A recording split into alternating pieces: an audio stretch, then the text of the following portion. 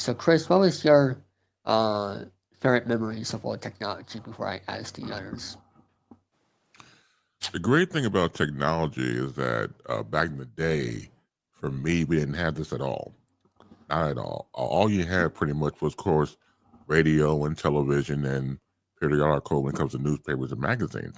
And so I would have killed for this back in the day because, again, you're able to establish your own content, your own page, and developing your own following. So myself had worked in radio for now, at the time, a terrestrial radio, the brick and mortar building. If you got fired, that was it. Unless you went to another radio station, got hired. But if you had social media, you could continue your content if you was to be let go, or do both at the same time. So technology today should be really relished and appreciated. And this is nothing to the standpoint of it can get better because it can. It's a standpoint of what you can do with the content and go forward from there. Do you want to add anything onto that, Rob, of what referring to Chris said? Um, Technology has become better over time.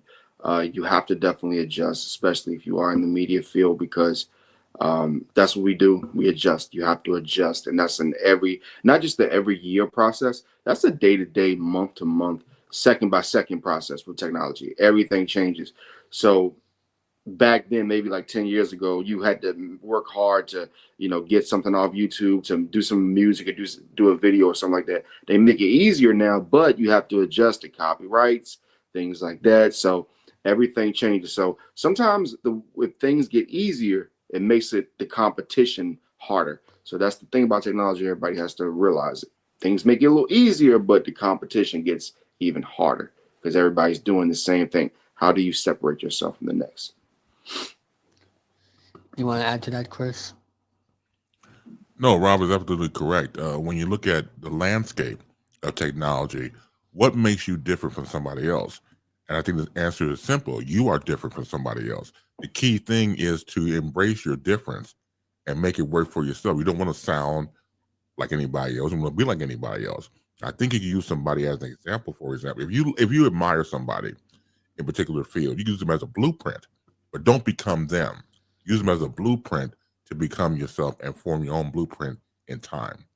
Yeah, you don't want to become somebody you see on television, because things that are done on television isn't the same that's going to be done on your platform.